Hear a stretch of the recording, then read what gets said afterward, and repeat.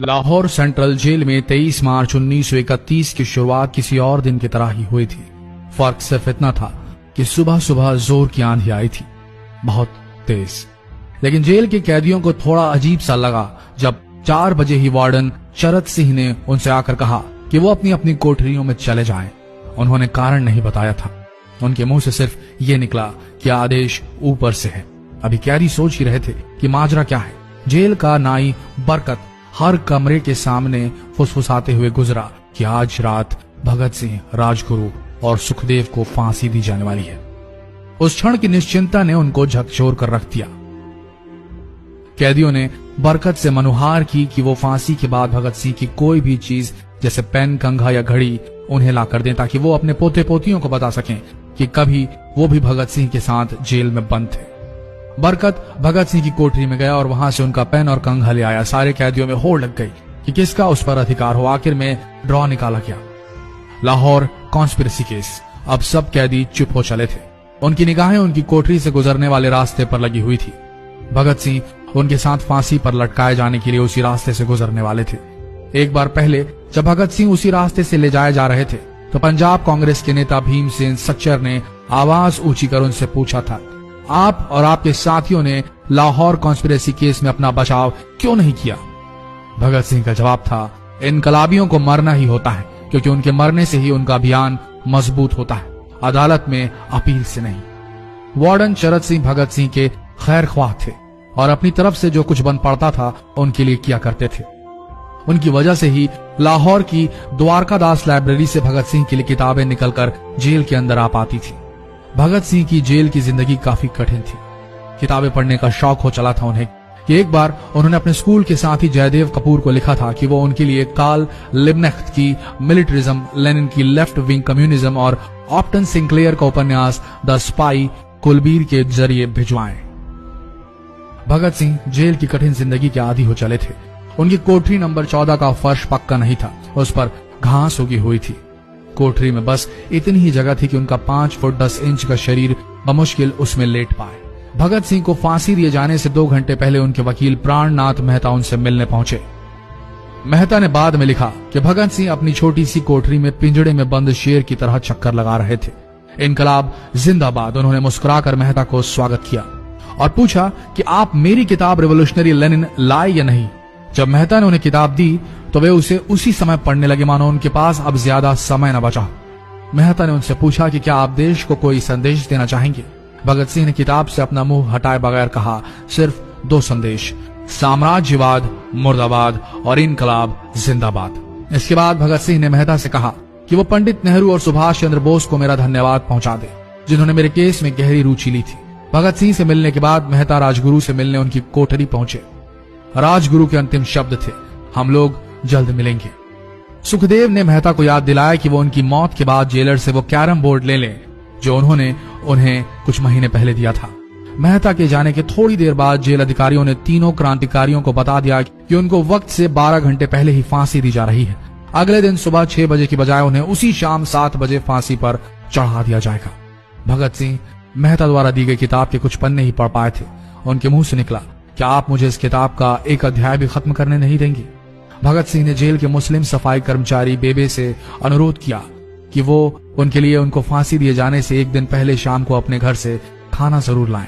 लेकिन बेबे भगत सिंह की इच्छा पूरी नहीं कर सके क्योंकि भगत सिंह को 12 घंटे पहले फांसी देने का फैसला ले लिया गया और बेबे जेल के गेट के अंदर ही नहीं घुस पाए। थोड़ी देर बाद तीनों क्रांतिकारियों को फांसी की तैयारी के लिए उनकी कोठरियों से बाहर निकाला गया। भगत सिंह, राजगुरु और सुखदेव ने अपने हाथ जोड़े और अपना प्रिय आजादी गीत गाने लगे। कभी वो दिन भी आएगा कि जब आजाद होंगे हम, या अपनी ही जमीन होगी या अपना आसमान होगा। फिर इन तीनों का एक एक करके वजन लिया गया। सबके वजन बढ़ गए थे। इन सब से कहा गया कि अपना आखिरी स्नान करें। फिर उनको काले कपड़े पहनाए गए लेकिन उनके चेहरे खुले रहने दिए गए। शरद सिंह ने भगत सिंह के कान में फुसफुसा कर कहा कि वाहे गुरु को याद करो। फांसी का तख्ता भगत सिंह लिए बोले, पूरी जिंदगी मैंने ईश्वर को याद नहीं किया। असल में मैंने कई बार गरीबों के कलेश के लिए ईश्वर को कोसा भी है।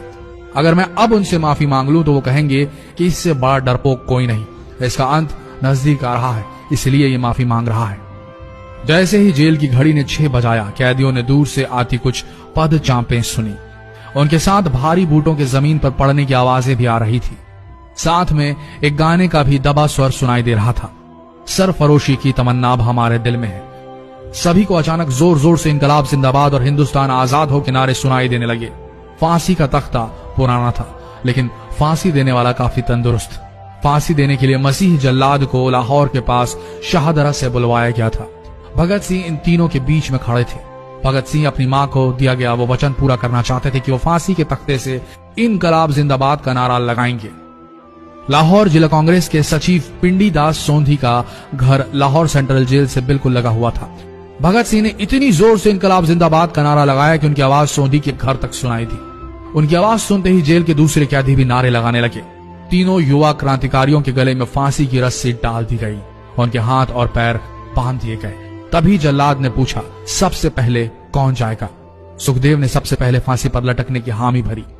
जल्लाद ने एक एक कर रस्सियां खींची और उनके पैरों के नीचे लगे तख्तों को पैर मारकर हटा दिया। काफी देर तक उनके शव तख्तों से लटकते रहे। अंत में उन्हें नीचे उतारा गया और वहां मौजूद डॉक्टरों लेफ्टिनेंट कर्नल जे नेल्सन और लेफ्टिनेंट कर्नल NS सोंधी ने उन्हें मृत घोषित किया। एक जेल अधिकारी पर फांसी का इतना असर हुआ कि जब उससे कहा गया कि वो मृतकों की पहचान करें तो उसने ऐसा करने से इनकार कर दिया। उसे उसी जगह पर निलंबित कर दिया गया अंग्रेजों द्वारा। एक जूनियर अफसर ने यह काम अंजाम दिया। पहले योजना थी कि इन सब का अंतिम संस्कार जेल के अंदर ही किया जाएगा, लेकिन फिर यह विचार त्यागना पड़ा जब अधिकारियों को आभास हुआ कि जेल से धुआं उठते देख बाहर खड़ी भीड़ जेल पर हमला कर सकती है। इसलिए जेल की पिछली दीवार तोड़ी गई। उसी रास्ते से ट्रक जेल के अंदर लाया गया और उस पर बहुत अपमानजनक तरीके से उन शवों को एक सामान की तरह लाद दिया गया। पहले तय हुआ था कि उनका अंतिम संस्कार रावी के तट पर किया जाएगा, लेकिन रावी में पानी बहुत ही कम था, इसलिए सतलज के किनारे शवों को जलाने का फैसला लिया गया। उनके पार्थिव शरीर को फिरोजपुर के पास सतलज के किनारे लाया गया। तब तक रात के 10 बज चुके थे। इस बीच उप पुलिस अधीक्षक कसूर सुदर्शन सिंह कसूर गांव से एक पुजारी जगदीश अचरज को बुला लाए। अभी उनमें आग लगाई ही गई थी कि लोगों को इसके बारे में पता चल गया। जैसे ही ब्रितानी सैनिकों ने लोगों को अपनी तरफ आते देखा, वो शवों को वहीं छोड़कर अपने वाहनों की तरफ भागे। सारी रात गांव के लोगों ने उन शवों के चारों ओर पहरा दिया। अगले दिन दोपहर के आसपास जिला मजिस्ट्रेट की दस्तखत के साथ लाहौर के कई इलाकों में नोटिस चिपकाया गया, जिसमें बताया गया कि भगत सिंह, सुखदेव और राजगुरु का सतलज के किनारे हिंदू सिख रीति से अंतिम संस्कार कर दिया गया है। तो ये थे भगत सिंह की जिंदगी के वो 12 आखिरी घंटे। आशा करते हैं इस वीडियो में सुनाई गई ये कहानी आज युवा पीढ़ी के दिलों में मर चुके देशभक्ति को जगाने में कामयाब होंगे। जितना हो सके इस संदेश को पूरे देश में पहुंचाएं। इस वीडियो को शेयर करें फेसबुक पर, व्हाट्सएप पर, और हो सके तो इस पेज को फॉलो करें ताकि ऐसे ही वीडियोस आप तक सही समय पर पहुंच सके। मिलते हैं अगले वीडियो में, तब तक के लिए आप सबका धन्यवाद।